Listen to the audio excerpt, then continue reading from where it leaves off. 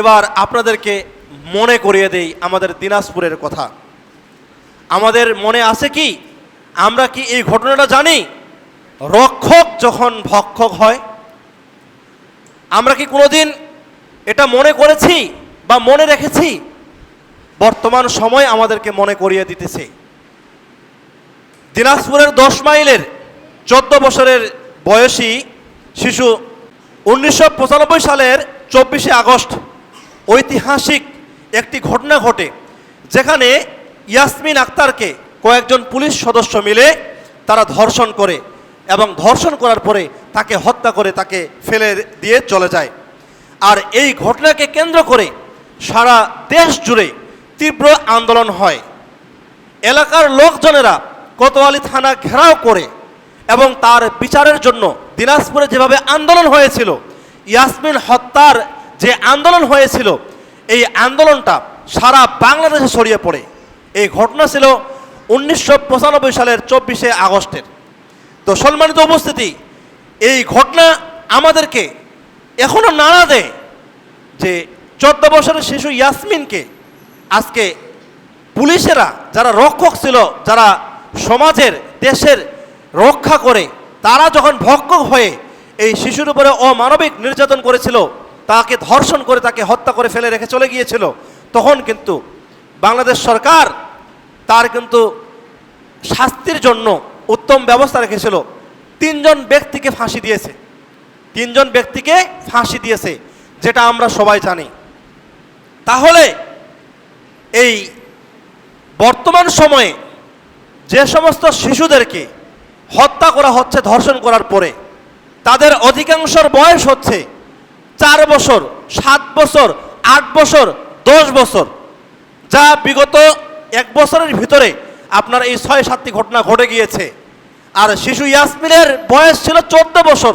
তাহলে 14 বছর বয়সের শিশু ইয়াসমিনের যদি হত্যার বিচার বাংলার জমিনে যদি হতে পারে, তাহলে কেন আজকে রামিসার মতো, আসিয়ার মতো মেয়েদের স্পষ্ট প্রমাণ, এবং যে ধর্ষণ করে হত্যা করেছে সে নিজেই স্বীকার করতেছে, হ্যাঁ আমি তাকে হত্যা করেছি, ধর্ষণ করেছি, তাহলে তার এখানে ডিএনএ টেস্ট এবং তাকে শাস্তি প্রদানের জন্য কেন বা আজকে আইন আদালতে ঘুরতে হবে, এবং কেন বা তাকে বিচারের কাঠগড়ায় দাঁড় করায় লম্বা সময় নিয়ে এই বিষয়টাকে শিথিল করা হবে? যেখানে স্পষ্ট সাক্ষী রয়েছে, যেখানে স্পষ্ট সাক্ষী নিজেই বলেছে, হত্যাকারী আসামি নিজেই বলেছে আমি ধর্ষণ করেছি, আমি হত্যা করেছি। সম্মানিত উপস্থিতি, এই সব কিছুই হচ্ছে গণতন্ত্রের ফল।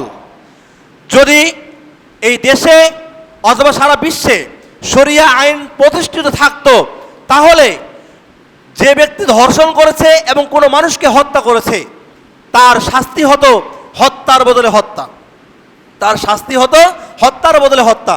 কোনো মানুষ যদি কোনো মানুষকে হত্যা করে, শরিয়া আইন বলতেছে যে তার একমাত্র বিধান হচ্ছে তাকে আবার হত্যা করতে হবে, এবং রাষ্ট্র সেই কার্য পরিচালনা করবে। আর এটা সম্ভব শুধুমাত্র ইসলামী শরিয়া আইনের মাধ্যমেই, গণতন্ত্রের মাধ্যমে না। আর কিছুদিন পরেই হচ্ছে কুরবানি। কুরবানির পূর্বেই আপনাদের সামনে আজকের জুমার খুতবায় যে বিষয় নিয়ে আলোচনা করার জন্য ইরাদা করেছি, ইচ্ছা করেছি, তা হচ্ছে ইসলামের দৃষ্টিতে হত্যা। ইসলামের দৃষ্টিতে হত্যা, এই আলোচনাটি আজকের জন্য অনেক গুরুত্বপূর্ণ। আর আজকের আলোচনার বিষয় হচ্ছে অত্যন্ত হৃদয় বিদারক, সময় উপযোগী এবং ভয়াবহতা থেকে রক্ষার জন্য ইসলামের দৃষ্টিতে হত্যা। বর্তমান পৃথিবীতে হত্যা যেন একটি সাধারণ ঘটনার মতো হয়ে গেছে। বিশেষ করে বাংলাদেশে শিশু ধর্ষণের পর নির্মমভাবে হত্যা করা হচ্ছে, মা বাবার সামনে সন্তান হত্যা করা হচ্ছে, টাকার জন্য মানুষকে হত্যা করা হচ্ছে। এসব আমাদের বিবেককে নাড়া দেয়। ইসলাম মানব জীবনের নিরাপত্তা সর্বোচ্চ মর্যাদা দিয়েছেন। আর একজন নিরপরাধ মানুষকে হত্যা করা ইসলাম পৃথিবীর অন্যতম জঘন্যতম অপরাধ হিসাবে আখ্যায়িত করেছেন। এজন্য সম্মানিত উপস্থিতি, হত্যা বা কতল আমরা আজকে আমাদের সমাজের মাঝে যেদিকে তাকাই সেদিকেই দেখতে পাই। তবে এই যে হত্যা করা হচ্ছে, এই হত্যার শরীয়ী বিধান কি? ইসলামী শরিয়া অনুযায়ী হত্যার বিধান কি, কতলের বিধান কি এবং ইসলামের দৃষ্টিতে হত্যা কি, এই বিষয়টি আমাদের সকলকে অনুধাবন করতে হবে, আমাদের সকলকে জানতে হবে। সম্মানিত উপস্থিতি, আলোচনার শুরুর পূর্বেই আপনাদেরকে অবগত করে দিতে চাই, আমরা যারা মানুষ রয়েছি, আমরা যারা দুনিয়াতে বসবাস করতেছি, এই যে আমরা মানুষ রয়েছি, আমাদের এই মানুষদের বা মানব জীবনের একটা মর্যাদা রয়েছে। আর মানব জীবনের মর্যাদা সম্পর্কে মহান আল্লাহ রাব্বুল আলামিন পবিত্র কুরআনুল কারিমে সূরা আল মায়েদার ৩২ নম্বর আয়াত নাযিল করে স্পষ্টভাবে জানিয়ে দিয়েছেন। মহান আল্লাহ রাব্বুল আলামিন বলেন, যে ব্যক্তি কাউকে হত্যা করল, সে যদি হত্যার বদলা বা পৃথিবীতে ফাসাদ সৃষ্টির কারণ না হয়, তবে সে যেন সমস্ত মানব জাতিকেই হত্যা করল। তো এই আয়াত থেকে একটা বিষয় প্রমাণ হয়, একজন মানুষের জীবন পুরো মানব জাতির সমান মূল্যবান। একজন মানুষের জীবন পুরা মানব জাতির সমান মূল্যবান। এজন্য রাসূল ইসলাম বিদায় হজ্জের ভাষণে এই বিষয়ে সুন্দর করে তিনি জানিয়ে দিয়েছেন। রাসূল ইসলাম বলেছেন, তোমাদের রক্ত, তোমাদের সম্পদ এবং তোমাদের সম্মান এদিন, এ মাস ও এ শহরের মতোই পবিত্র। বলুন সুবহানাল্লাহ।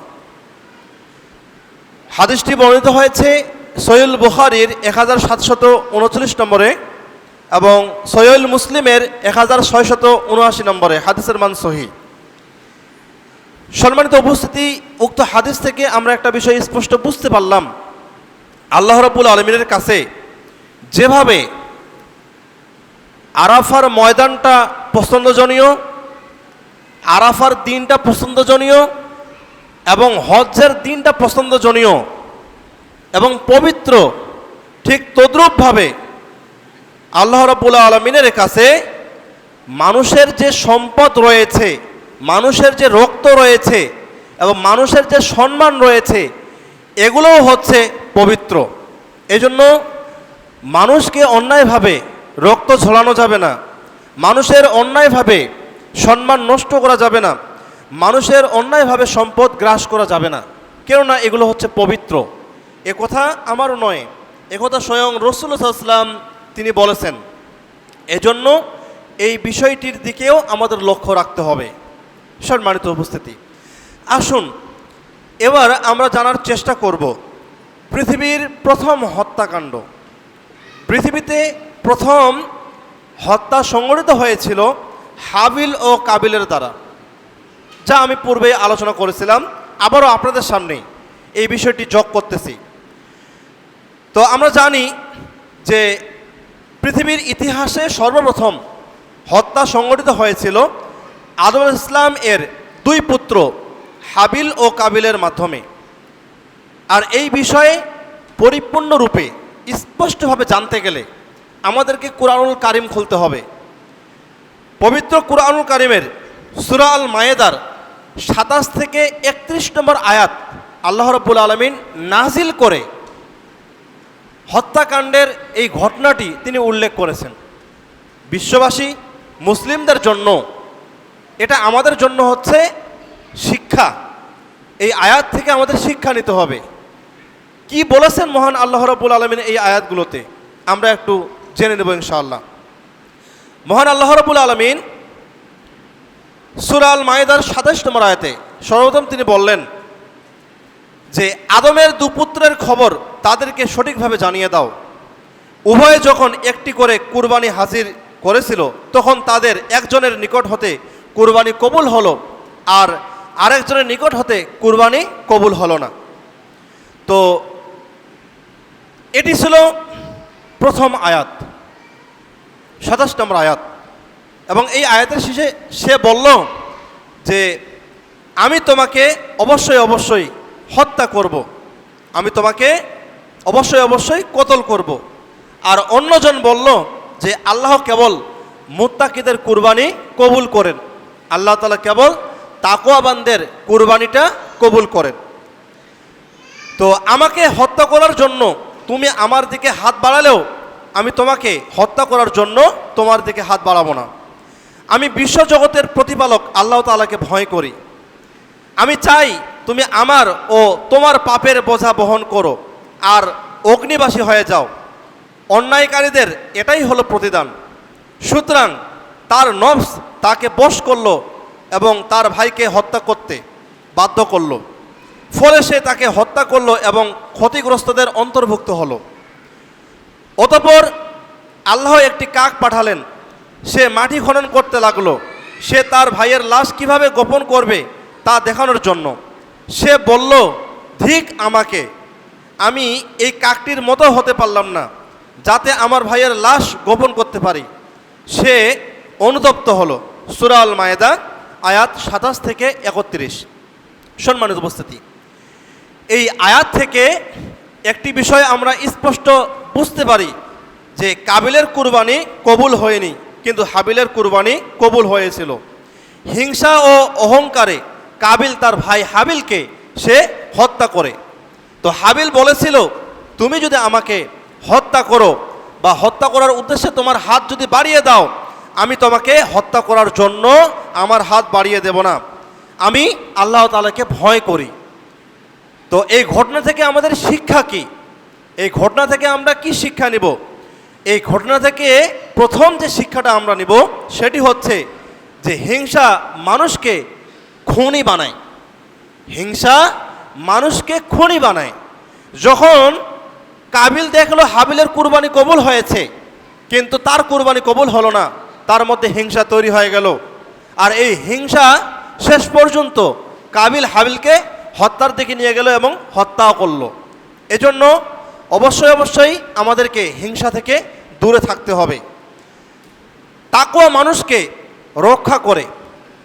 যাদের মধ্যে তাকওয়া থাকবে, আল্লাহভীতি থাকবে, ভয়ভীতি থাকবে, আল্লাহর পরকালের শাস্তির ভয়ভীতি থাকবে, তো এই সমস্ত ব্যক্তিদেরকে আল্লাহ রাব্বুল আলামিনই হেফাজত করবেন, আল্লাহ তাআলাই রক্ষা করবেন।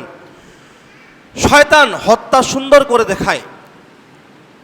এই ঘটনা থেকে আমরা জানলাম শয়তান হত্যা সুন্দর করে দেখায়। মানুষের মধ্যে যখন শয়তান ওয়াসওয়াসা দেয় আর ওই ওয়াসওয়াসা যখন মানুষ পড়ে যায়, চূড়ান্ত পর্যায়ে মানুষকে শয়তান হত্যা করা দেখায় যে তুমি একে হত্যা করো তাহলে তোমার পাপটা গোপন থাকবে আর কেউ জানবে না। সে ওই সময় তার মস্তিষ্ক বিকল হওয়ার কারণে সে কি করে, শয়তানের ওই রাস্তায় পা বাড়িয়ে সে ওই মানুষটাকে হত্যা করে পাপটাকে গোপন করার জন্য। অথচ সে যে একটা হত্যা করলো এটা ওই পাপের চেয়ে সবচেয়ে বড় জঘন্যতম পাপ, সেটা সে অনুধাবনও করলো না। এজন্য আমাদের লক্ষ্য রাখতে হবে হাবিল এবং কাবিলের এই ঘটনা থেকে আমাদের শিক্ষা অর্জন করতে হবে। আমাদের মন থেকে, অন্তর থেকে, কলব থেকে যত প্রকার হিংসা বিদ্বেষ রয়েছে সব কিছুই দূর করে আল্লাহ তাআলা ভয় করে, আল্লাহ তাআলাকে ভয় করে আল্লাহ তাআলার পথেই আমাদেরকে চলতে হবে। তো এ বিষয়ে রাসূল সাল্লাল্লাহু আলাইহি ওয়াসাল্লাম তিনি বলেন, যখনই কোনো মানুষ অন্যায়ভাবে হত্যা হয় তার রক্তের পাপের একটি অংশ আদমের প্রথম পুত্রের উপর বর্তায়। যখনই পৃথিবীতে কোনো মানুষকে হত্যা করা হয় তখন যে হত্যা করে সে তো পাপের কাজ করলেই করলো, তো তার পাপের একটা অংশ আদম আলাইহিস সালামের পুত্রের উপরে বর্তায়, অর্থাৎ কাবিলের উপরে বর্তায়, কারণ সেই প্রথম হত্যার সূচনা করেছিল। হাদিসটি বর্ণিত রয়েছে সহিহুল বুখারীর 3335 নম্বরে এবং সহিহুল মুসলিমের 1677 নম্বরে হাদিসের মান সহি। তাহলে এই হাদিস থেকে আমরা একটা বিষয় বুঝতে পারলাম, আমি যদি কোনো ব্যক্তিকে হত্যা করি শুধুমাত্র আমি গুনাহগার হব না, আমার সাথে সাথে প্রথম হত্যাকাণ্ড আদম আলাইহিস ইসলামের পুত্র যে কাবিল ঘটিয়েছিল সেও সেই পাপের ভাগীদার হবে।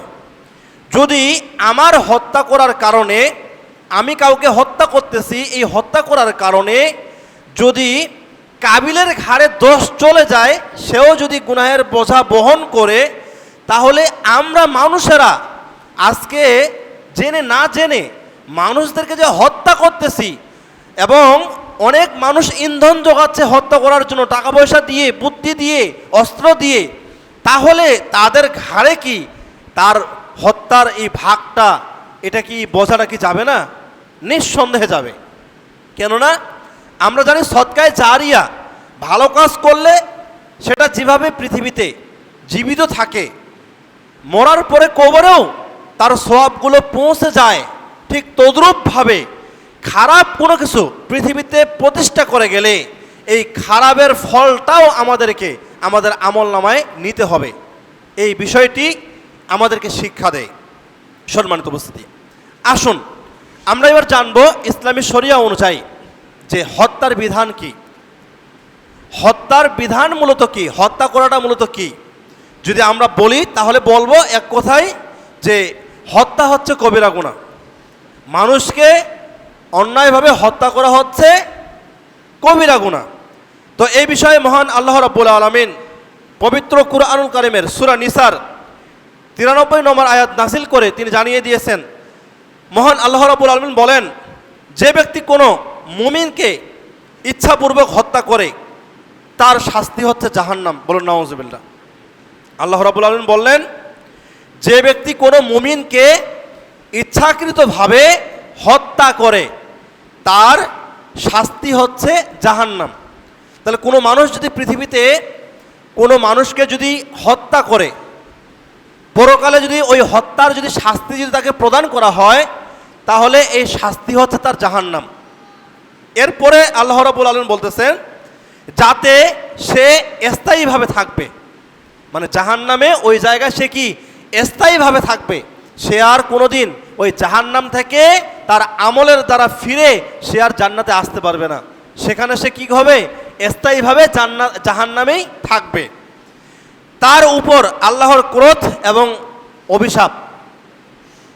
যে ব্যক্তি দুনিয়াতে কোনো মানুষকে হত্যা করেছে তার উপরে আল্লাহ তাআলার রাগ, গোসা, ক্রোধ এবং হচ্ছে আল্লাহ তাআলার অভিশাপ। আল্লাহ তাআলা তাকে অভিসম্পাত করেছেন। আল্লাহ তার জন্য মহাশাস্তি নির্দিষ্ট করে রেখেছেন। আল্লাহ তাআলা তার জন্য বড় ধরনের আযাব, বড় ধরনের শাস্তি পরকালে নিযুক্ত করে রেখেছেন। সূরা আন-নিসা আয়াত 93। তো রাসূল সাল্লাল্লাহু আলাইহি ওয়াসাল্লাম তিনি এই বিষয়ে তিনি বলেন যে কবিরা গুনাহ সমূহের মধ্যে সবচেয়ে বড় গুনাহ হলো শিরকের গুনাহ।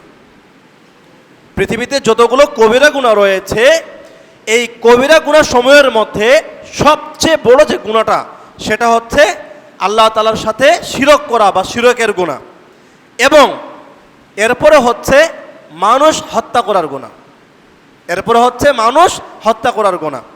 হাদিসটি সহিহ বুখারীর 6871 নম্বরে বর্ণিত হয়েছে, হাদিসের মান সহিহ। তো আরেকটি হাদিসে এসেছে রাসূল সাল্লাল্লাহু আলাইহি ওয়াসাল্লাম বলেছেন যে দুনিয়া ধ্বংস হয়ে যাওয়া আল্লাহর কাছে একজন মুসলিমকে হত্যা করার চেয়েও হালকা। হাদিসে বর্ণিত রয়েছে সুনানে নাসাই 3987 নম্বর, হাদিসের মান সহিহ। সম্মানিত উপস্থিতি, উক্ত হাদিসদ্বয় থেকে আমরা একটি বিষয় বুঝতে পারলাম যে হত্যা হচ্ছে বড় একটা কবিরা গুনাহ, আর এই কবিরা গুনাহ যারা করবে তাদের স্থান পরকালে হবে জাহান্নামে।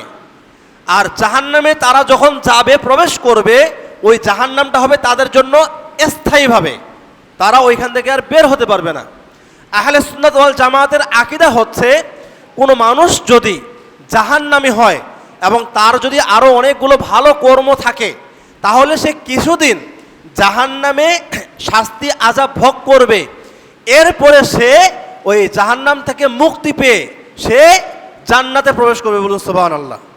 কিন্তু হত্যার বিষয়ে কুরআনুল কারীমের মধ্যে যে আয়াত আল্লাহ তাআলা নাযিল করে জানিয়ে দিয়েছেন যে ওই ব্যক্তি জাহান্নামী হবে, মানে চিরস্থায়ী জাহান্নামী হবে, সেখান থেকে আর আসতে পারবে না।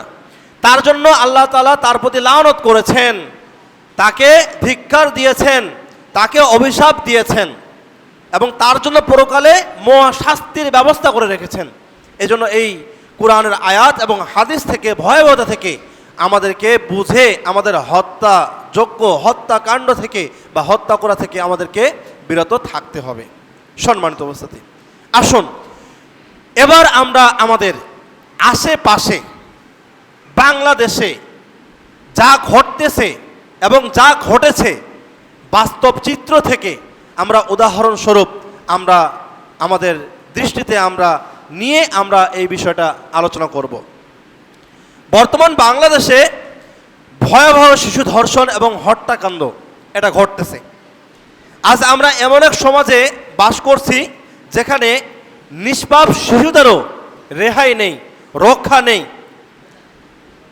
আমরা যদি লক্ষ্য করি তাহলে আমরা দেখতে পাই মাগুরার ৮ বছরের শিশু আসিয়াকে ধর্ষণের পরে তাকে হত্যা করা হয়েছে।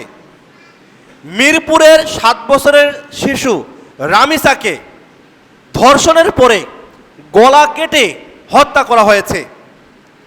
এরপরে যদি আমরা তাকাই, সিলেটে ৪ বছরের শিশু ধর্ষণের পরে তাকে হত্যা করা হয়েছে। এরপরে যদি আমরা আরও তাকাই, ঠাকুরগাঁয়ের ৪ বছরের শিশু লামিয়াকে ধর্ষণ করার পরে তাকে হত্যা করা হয়েছে। শুধু তাই নয়, মুন্সিগঞ্জে ১০ বছরের শিশুকে ধর্ষণের পরে হত্যা করা হয়েছে। তো এসব ঘটনা শুধু আইন ভঙ্গ না, এগুলো হচ্ছে আল্লাহ তাআলার বিরুদ্ধে যুদ্ধের শামিল। তো একটি শিশু কি অপরাধ করেছিল যার কারণে তাকে ধর্ষণ করে তাকে হত্যা করা হয়েছে বা তাদেরকে হত্যা করা হচ্ছে, তাদের অপরাধ কি ছিল? তো আমরা জানি, যদি হাদিসের দিকে তাকাই তাহলে আমরা লক্ষ্য করতে পারি যে রাসূল সাল্লাল্লাহু আলাইহি ওয়াসাল্লাম শিশুদের প্রতি ছিলেন সবচেয়ে দয়ালু। রাসূল সাল্লাল্লাহু আলাইহি ওয়াসাল্লাম শিশুদের প্রতি ছিলেন সবচেয়ে দয়ালু। তিনি সন্তানদের তিনি চুমু দিতেন, আদর করতেন, কোলে তুলে নিতেন। আর আজকের মানুষরা আমরা কি করতেছি, আমাদের সমাজের মানুষেরা কি করতেছে, যে শিশুদেরকে ধর্ষণ করে হত্যা করতেছে। এরা মানুষ নয়, এরা হচ্ছে পশুর চেয়েও নিকৃষ্ট। এরা সকলেই হচ্ছে মানবতার শত্রু। এরা সমাজের এবং সমাজের মানুষের কাছে এরা হচ্ছে চিরশত্রু। আর এরা হচ্ছে চতুষ্পদ জন্তুর চেয়েও হচ্ছে এরা খারাপ। তো এদের বিষয়ে মহান আল্লাহ রাব্বুল আলামিন পবিত্র কুরআনুল কারীমের সূরা আরাফের ৫৬ নম্বর আয়াত নাযিল করে তিনি জানিয়ে দিয়েছেন। মহান আল্লাহ রাব্বুল আলামিন বলেন, তোমরা পৃথিবীতে ফাসাদ সৃষ্টি করো না। তোমরা পৃথিবীতে আল্লাহর জমিনে এই প্রশস্ত জায়গায় তোমরা ফাসাদ বা ফিতনা তোমরা তৈরি করো না, তোমরা সৃষ্টি করো না। শিশু ধর্ষণ ও হত্যা পৃথিবীর সবচেয়ে ভয়ঙ্কর ফাসাদের মধ্যে অন্তর্ভুক্ত।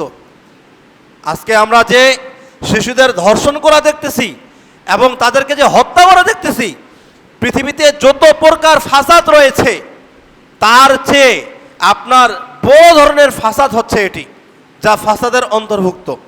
এজন্য আমাদের এই বিষয় সম্পর্কে অবশ্যই বিরত থাকতে হবে। আমাদের সমাজের প্রত্যেকটা মানুষকে সচেতন হতে হবে, মসজিদের প্রত্যেকটা খতিবকে সচেতন হতে হবে, ঈদগাহ মিনারের প্রত্যেকটা খতিবকে সচেতন হতে হবে। সমাজ সংস্কারমূলক এই কথাগুলো মিম্বারে দাঁড়ায়, সমাজের মহলে দাঁড়ায় স্পষ্টভাবে কথা বলতে হবে, যাতে করে সমাজের মানুষের মধ্যে নৈতিকতা ফিরে আসে এবং এই সমস্ত নেক্কারজনক ঘটনাগুলো আর না ঘটে। মানুষ যেন সচেতন হয় এবং মানুষ যেন পরকালের শাস্তিগুলোর কথা শুনে, পরকালের শাস্তির বিষয়ে জেনে তারা যেন এই খারাপ কাজ থেকে যেন তারা বিরত থাকে। সম্মানিত উপস্থিতি, আসুন পরকালে যারা হত্যা করেছে দুনিয়াতে কোনো মানুষকে, কোনো শিশুকে অন্যায়ভাবে, কিয়ামতের দিন তাদের বিচার কেমন হবে এই বিষয় সম্পর্কে আমরা এখন শুনবো ইনশাআল্লাহ। রাসূল সাল্লাল্লাহু আলাইহি ওয়াসাল্লাম তিনি বলেছেন, কিয়ামতের দিন মানুষের মাঝে সর্বপ্রথম রক্তপাতের বিচার করা হবে। কিয়ামতের দিন মানুষের মাঝে সর্বপ্রথম রক্তপাতের বিচার করা হবে। হাদিসটি সহিহুল বুখারীর 6533 নম্বরে আসছে এবং সহিহুল মুসলিমের 1678 নম্বরে আসছে। হাদিসের মান সহিহ। সম্মানিত উপস্থিতি, আরেকটি হাদিসে আসছে, মুমিন ব্যক্তি তার দিনের ব্যাপারে পূর্ণ স্বস্তিতে ও প্রশস্ততায় থাকে যে পর্যন্ত না সে কোনো হারাম রক্তপাত বা অন্যায়ভাবে হত্যা করে।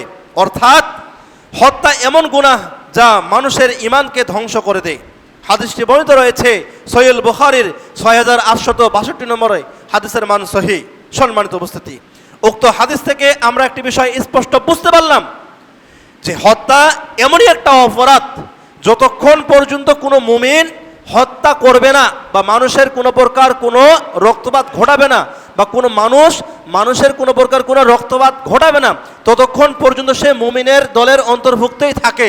আর যখনই কোনো প্রকার কোনো মানুষ শয়তানের ধোঁকায় পড়ে হোক, নিজের নফসের তাড়নায় পড়ে হোক, মানুষকে হত্যা করে অন্যায়ভাবে কতল করে, তখনই কিন্তু সে আর মুমিনের কাতারে থাকে না। সে সঙ্গে সঙ্গে এই রক্ত ঝরার মাধ্যমে সে কাফিরদের অস্বীকারীদের কাতারে চলে যায়। সম্মানিত উপস্থিতি, আসুন এবার আপনাদেরকে মনে করিয়ে দেই আমাদের দিনাজপুরের কথা। আমাদের মনে আছে কি, আমরা কি এই ঘটনাটা জানি? রক্ষক যখন ভক্ষক হয়, আমরা কি কোনোদিন এটা মনে করেছি বা মনে রেখেছি? বর্তমান সময় আমাদেরকে মনে করিয়ে দিতেছে। দিনাজপুরের 10 মাইলের 14 বছরের বয়সী শিশু 1995 সালের 24শে আগস্ট ঐতিহাসিক একটি ঘটনা ঘটে, যেখানে ইয়াসমিন আক্তারকে কয়েকজন পুলিশ সদস্য মিলে তারা ধর্ষণ করে এবং ধর্ষণ করার পরে তাকে হত্যা করে তাকে ফেলে দিয়ে চলে যায়। আর এই ঘটনাকে কেন্দ্র করে সারা দেশ জুড়ে তীব্র আন্দোলন হয়। এলাকার লোকজনেরা কোতোয়ালি থানা ঘেরাও করে এবং তার বিচারের জন্য দিনাজপুরে যেভাবে আন্দোলন হয়েছিল, ইয়াসমিন হত্যার যে আন্দোলন হয়েছিল, এই আন্দোলনটা সারা বাংলাদেশে ছড়িয়ে পড়ে। এই ঘটনা ছিল 1995 সালের 24শে আগস্টের। তো সম্মানিত উপস্থিতি, এই ঘটনা আমাদেরকে এখনো নাড়া দেয় যে 14 বছরের শিশু ইয়াসমিনকে আজকে পুলিশেরা, যারা রক্ষক ছিল, যারা সমাজের দেশের রক্ষা করে, তারা যখন ভক্ষক হয়ে এই শিশুর উপরে অমানবিক নির্যাতন করেছিল, তাকে ধর্ষণ করে তাকে হত্যা করে ফেলে রেখে চলে গিয়েছিল, তখন কিন্তু বাংলাদেশ সরকার তার কিন্তু শাস্তির জন্য উত্তম ব্যবস্থা রেখেছিল। 3 জন ব্যক্তিকে ফাঁসি দিয়েছে। 3 জন ব্যক্তিকে ফাঁসি দিয়েছে, যেটা আমরা সবাই জানি। তাহলে এই বর্তমান সময়ে যে সমস্ত শিশুদেরকে হত্যা করা হচ্ছে ধর্ষণ করার পরে, তাদের অধিকাংশের বয়স হচ্ছে 4 বছর, 7 বছর, 8 বছর, 10 বছর, যা বিগত 1 বছরের ভিতরে আপনার এই 6-7টি ঘটনা ঘটে গিয়েছে। আর শিশু ইয়াসমিনের বয়স ছিল 14 বছর। তাহলে 14 বছর বয়সের শিশু ইয়াসমিনের যদি হত্যার বিচার বাংলার জমিনে যদি হতে পারে, তাহলে কেন আজকে রামিসার মতো, আসিয়ার মতো মেয়েদের স্পষ্ট প্রমাণ, এবং যে ধর্ষণ করে হত্যা করেছে সে নিজেই স্বীকার করতেছে, হ্যাঁ আমি তাকে হত্যা করেছি, ধর্ষণ করেছি, তাহলে তার এখানে ডিএনএ টেস্ট এবং তাকে শাস্তি প্রদানের জন্য কেন বা আজকে আইন আদালতে ঘুরতে হবে এবং কেন বা তাকে বিচারের কাঠগড়ায় দাঁড় করায় লম্বা সময় নিয়ে এই বিষয়টাকে শিথিল করা হবে? যেখানে স্পষ্ট সাক্ষী রয়েছে, যেখানে স্পষ্ট সাক্ষী নিজেই বলেছে, হত্যাকারী আসামি নিজেই বলেছে আমি ধর্ষণ করেছি, আমি হত্যা করেছি। সম্মানিত উপস্থিতি, এই সব কিছুই হচ্ছে গণতন্ত্রের ফল। যদি এই দেশে অথবা সারা বিশ্বে শরিয়া আইন প্রতিষ্ঠিত থাকতো, তাহলে যে ব্যক্তি ধর্ষণ করেছে এবং কোনো মানুষকে হত্যা করেছে, তার শাস্তি হতো হত্যার বদলে হত্যা। তার শাস্তি হতো হত্যার বদলে হত্যা। কোনো মানুষ যদি কোনো মানুষকে হত্যা করে, শরিয়া আইন বলতেছে যে তার একমাত্র বিধান হচ্ছে তাকে আবার হত্যা করতে হবে এবং রাষ্ট্র সেই কার্য পরিচালনা করবে। আর এটা সম্ভব শুধুমাত্র ইসলামী শরিয়া আইনের মাধ্যমেই, গণতন্ত্রের মাধ্যমে না। তাই সম্মানিত উপস্থিতি, আজকে দিন দিন হত্যা এমন ভয়াবহ পরিণতি তৈরি করতেছে, যেখান থেকে আমরা কেউ বের হতে পারতেছি না। আমরা এখান থেকে কেউ বের হতে পারতেছি না। আজকে শিশু রামিসাকে হত্যা করা হয়েছে, আগামীকাল যে আমার মেয়ে টার্গেট হবে না, আপনার মেয়ে টার্গেট হবে না, আপনার বোন টার্গেট হবে না, এর কোনো নিশ্চয়তা আমরা কেউ দিতে পারবো না। আমরা এর নিশ্চয়তা কেউ দিতে পারবো না। এই জন্য এই বিষয়গুলো নিয়ে আমাদের সোচ্চার হতে হবে, আমাদেরকে সতর্ক হতে হবে। সম্মানিত উপস্থিতি, আসুন এবার আমরা জানবো হত্যার ভয়াবহ পরিণতি কি। যে সমস্ত ব্যক্তিরা হত্যা করে তাদের পরিণতি কি হবে দুনিয়া এবং পরকালে এবং দুনিয়াতে, এই বিষয় সম্পর্কে আমরা এখন জানব। হত্যার ভয়াবহ পরিণতির বিষয়ে যদি বলতে চাই তাহলে বলবো যে মানুষ কোনো মানুষকে যদি অন্যায়ভাবে হত্যা করে দুনিয়াতেই তার এমন অপদস্থ হবে, দুনিয়াতে সে এমনভাবে অপমানিত হবে যে এই খুন করার কারণে সে সারা জীবন সে দুনিয়ার মধ্যে লাঞ্ছিত হবে এবং তার জীবনটা ভয় ভীতির মধ্য দিয়ে চলে যাবে, অস্থিরতার মধ্য দিয়ে চলে যাবে, মানুষের অভিশাপের মধ্য দিয়ে চলে যাবে এবং পরকালে কবরে এই হত্যা করার জন্য তার আযাব, তার শাস্তি বৃদ্ধি পাবে।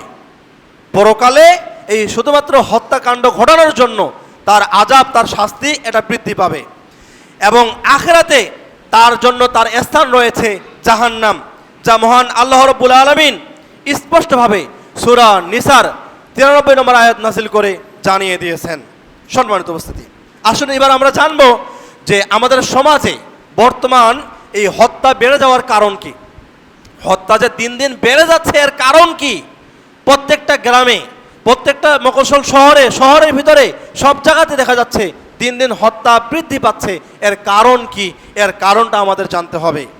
যদি আমরা এর কারণ যদি তুলে ধরতে চাই তাহলে এর কারণ হিসাবে আমরা সর্বপ্রথম বলবো যে আল্লাহ তাআলার ভয় ভীতি মানুষের মধ্যে না থাকার কারণে, আল্লাহ তাআলার তাকওয়া, আল্লাহ তাআলার ভয় মানুষের মন থেকে উঠে যাওয়ার কারণে এবং তাদের মনগুলো পশুত্বের রূপ ধারণ করার কারণে আজকে এই হত্যাকাণ্ড বেশি বেশি করে সমাজের মধ্যে ঘটতেছে। শুধু তাই নয়, আজকে যুবক যুবতী, যুবকেরা, মধ্যবয়সী, বৃদ্ধ সবাই আজকে বর্তমান এই সোশ্যাল মিডিয়ার যুগে, এই ইন্টারনেটের যুগে, ওয়াইফাইয়ের যুগে আজকে পর্নোগ্রাফি এবং অশ্লীলতার মধ্যে আসক্ত হচ্ছে, যার কারণে তাদের মধ্যে আজকে এই নোংরা চিন্তাগুলো তৈরি হচ্ছে। আর এই নোংরা চিন্তাগুলো বাস্তবায়ন করার জন্য আজকে তারা লম্পটের মতো তারা শিশুদের দিকে তারা হানা দিতেছে, তারা অনেক ছেলেদের দিকে হানা দিতেছে, মেয়েদের দিকে হানা দিতেছে, যার কারণে আজকে তাদের এই অপরাধটা ঢাকার জন্য তারা আজকে তাদেরকে শেষ পর্যন্ত হত্যা করতেছে। শুধু তাই নয়, আজকে যুব সমাজ থেকে শুরু করে মধ্যবয়স্ক মানুষ পর্যন্ত, বৃদ্ধ পর্যন্ত আজকে মাদকের সাথে জড়িত রয়েছে। এই মাদক সেবন করার কারণে, মাদক গ্রহণ করার কারণে আজকে তাদের মস্তিষ্ক যখন বিকল হয়ে যাচ্ছে তখন কিন্তু তার মাথায় আর কোনো কিছু থাকতেছে না, যার কারণে সে দিন শেষে সে পাগল হয়ে সে রাগের মাথায় ক্ষোভের মধ্যে তার স্মৃতিশক্তি সব হ্রাস করে দিয়ে হারিয়ে ফেলে সে একটা মানুষকে হত্যা করতেছে, অথচ সে তাকে কেন হত্যা করলো সেটাও সেই সময় সে জানে না। মাদক এই হত্যাকাণ্ড তৈরি করার জন্য বড় ধরনের একটা সহযোগিতা করতেছে। শুধু তাই নয়, ইসলামী শিক্ষা থেকে ওই ব্যক্তি দূরে রয়েছে। ইসলামী শিক্ষা থেকে দূরে থাকার কারণে, ইসলামী শিক্ষা তার মধ্যে না থাকার কারণে, কোরআনের জ্ঞান, হাদিসের জ্ঞান তার মধ্যে না থাকার কারণে আজকে সে মানুষকে নির্বিচারে হত্যা করতেছে। ভালো মন্দ বিচার বিশ্লেষণ না করে আজকে সে তার দিকে সে আজকে আঙুল তুলতেছে, লাঠি তুলতেছে, ছুরি তুলতেছে, বন্দুক তুলতেছে। তাকে মারার জন্য সে প্রস্তুত রয়েছে, অথচ সে জানতেছে না তাকে কেন মারতেছে। শুধুমাত্র ইসলামিক জ্ঞান, কোরআন সুন্নাহর জ্ঞান না থাকার কারণেই এই সমস্যাগুলো তৈরি হচ্ছে। শুধু তাই নয়, আমাদের আইন প্রয়োগের দুর্বলতা রয়েছে। একটা মানুষ যখন কোনো মানুষকে হত্যা করে ইসলামী শরিয়ার আইন অনুযায়ী, বিধান অনুযায়ী ওই মানুষটাকে অবশ্যই সঙ্গে সঙ্গে হত্যা করতে হবে। যদি আমরা সৌদি আরবের দিকে তাকাই তাহলে আমরা দেখতে পাই আমাদের সোশ্যাল মিডিয়ার মাধ্যমে পেপার পত্রিকার মাধ্যমে আমরা অনেকে দেখেছি বা দেখে থাকি, বাংলাদেশি প্রায় 7 থেকে 9 জন যুবককে সৌদি আরব সরকার হত্যা করেছিল ধর্ষণের জন্য এবং একটা মানুষকে হত্যা করার জন্য। তো হত্যার বিধানের মধ্যে রয়েছে, যেই ব্যক্তিকে হত্যা করা হয় তার বাবা মা যদি বা তার আত্মীয় স্বজন যদি, তার অলিরা অভিভাবকরা যদি ওই মানুষটাকে মাফ করে দেয়, ক্ষমা করে দেয়, তাহলে কিন্তু তাকে আর হত্যা করা হবে না। কিন্তু যদি ক্ষমা না করে তাহলে হত্যার বদলে হত্যা, এটাই হচ্ছে আপনার শরিয়া আইন। তো যেটা সৌদি আরবের মধ্যে, ওমানের মধ্যে, আরব আমিরাতের মধ্যে বা ইসলামী খালাফা যে সমস্ত রাষ্ট্রগুলোতে প্রতিষ্ঠিত রয়েছে, ওই রাষ্ট্রগুলোতে এটা পরিচালিত হয়। তো সেই জায়গা থেকে আমাদের দেশের মধ্যে যখন কোনো মানুষকে হত্যা করে, তো তার শাস্তি কিন্তু সঙ্গে সঙ্গে হয় না। তার শাস্তি প্রাথমিকভাবে কি করা হয়, তাকে কারাগারে নিক্ষেপ করা হয়, ওইখানে 3 মাস 4 মাস 1 বছর 2 বছর 3 বছর রেখে দেওয়া হয়। আস্তে আস্তে করে টাকা লেনদেন করতে করতে করতে করতে তার সব কিছু তথ্যগুলো ভিনিশ হয়ে যায়। দিন শেষে ওই মানুষটাকে ছেড়ে দেওয়া হয়। ছেড়ে দিয়ে তার তো কলিজা আরও অনেক বড় হয়ে যায়, 1 হাত হয়ে যায়, হিসাবটা এরকম। সে আবার আরেকটা মানুষকে হত্যা করে আবার জেলে ঢুকে, আবার বের হয়ে আবার একটা মানুষকে হত্যা করে আবার জেলে ঢুকে, এইভাবেই চলতে থাকে। শুধুমাত্র আমাদের আইন প্রয়োগের দুর্বলতা থাকার কারণে।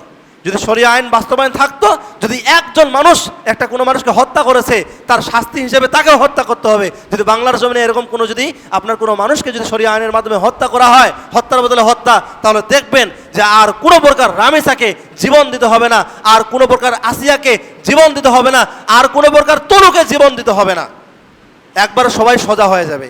কিন্তু এই আইন প্রয়োগ, এই বিচার ব্যবস্থা দ্রুত কার্যকর না হওয়ার কারণে আজকে এই হত্যাগুলো বেশি বৃদ্ধি পাচ্ছে। সম্মানিত উপস্থিতি, আসুন আমরা জানব যে ইসলামের মাধ্যমে এর সমাধান কি। এই যে আজকে হত্যা হচ্ছে, ছোট থেকে বড় পর্যন্ত, বৃদ্ধ বয়স পর্যন্ত, ইসলাম কিভাবে সমাধান দিয়েছে, এই সমাধানের পথটা আমরা জানব। ইসলাম থেকে যদি আমরা সমাধান নিতে চাই, তাহলে আমরা সর্বপ্রথম বলবো যে আমাদের সবাইকে তাকওয়া অর্জন করতে হবে। আল্লাহ তাআলার ভয় ভীতি আমাদের মনের ভিতরে পয়দা করতে হবে। সন্তানদেরকে এখন থেকেই আমাদেরকে ইসলামিক শিক্ষায়, নৈতিক শিক্ষায় বড় করতে হবে। তাদেরকে অশ্লীলতা থেকে তাদেরকে দূরে রাখতে হবে এবং পর্দা এবং পবিত্রতা আমাদের সবার মধ্যে বিরাজ করতে হবে। আমাদের সমাজটাকে অশ্লীলতা থেকে দূরে রাখার চেষ্টা করতে হবে। ছেলে মেয়েদেরকে এই বিষয়গুলো সম্পর্কে এখন থেকেই আমাদেরকে জানাতে হবে। গুড টাচ, ব্যাড টাচ সম্পর্কে আমাদের ছেলে মেয়েদেরকে এখন থেকে শিক্ষা দিতে হবে। আমরা স্কুলে পাঠাচ্ছি, আমরা ইউনিভার্সিটিতে পাঠাচ্ছি, কলেজে পাঠাচ্ছি, প্রাইভেটে পাঠাচ্ছি বা কোনো একটা জায়গায় পাঠাচ্ছি, আমি বাবা নেই, আমি মা নেই, আমার মেয়ের সাথে তার বন্ধু বা অন্য কোনো ব্যক্তি কেউ মানে টাচ করলো শরীরে, সেই টাচটা গুড না ব্যাড, এই বিষয় সম্পর্কে আমাদের অভিভাবকদেরকে, আমাদের ছেলে মেয়েদেরকে অবগত করতে হবে।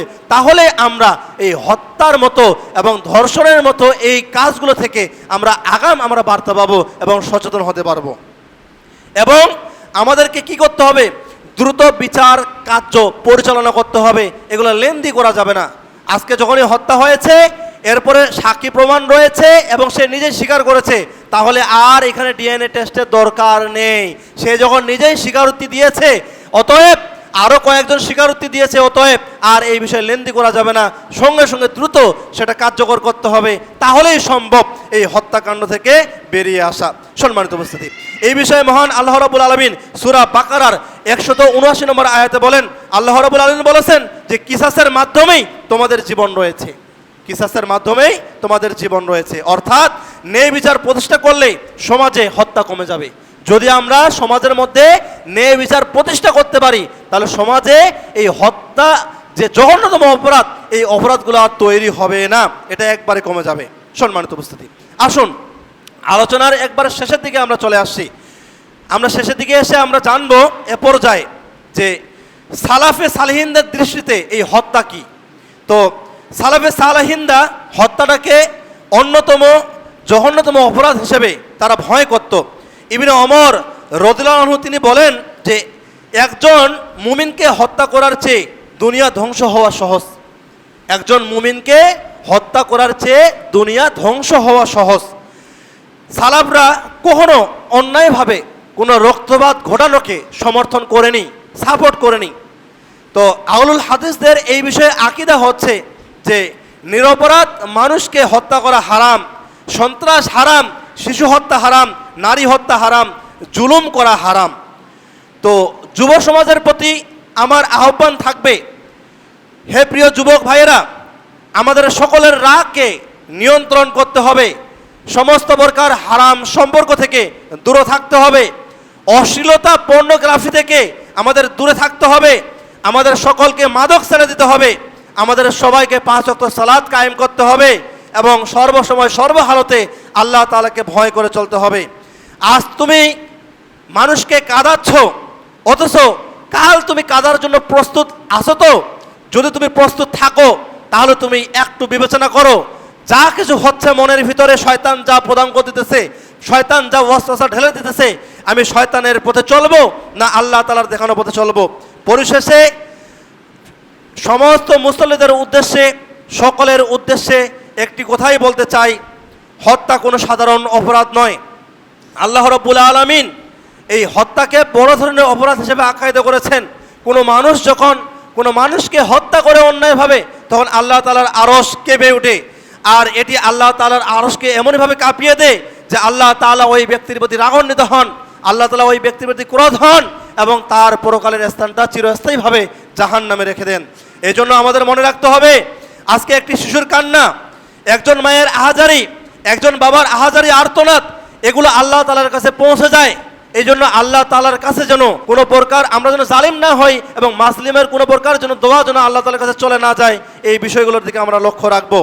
আমরা যদি বাঁচতে চাই, আমাদের সমাজকে বাঁচাতে চাই, তাহলে আমাদেরকে অবশ্যই কোরআন এবং সুন্নাহর পথে ফিরে আসতে হবে, আমাদেরকে আল্লাহ তাআলার রাস্তার দিকে ফিরে আসতে হবে, আমাদের সন্তানদেরকে দিন শেখাতে হবে এবং আমাদেরকে অবশ্যই অপরাধীর কাঠগড়ায় এখনই দাঁড় করায় আমাদের চিন্তা করতে হবে, অপরাধ করার পূর্বে যদি আমি অপরাধ করি তাহলে আমার সেই সময় অবস্থাটা কেমন হবে।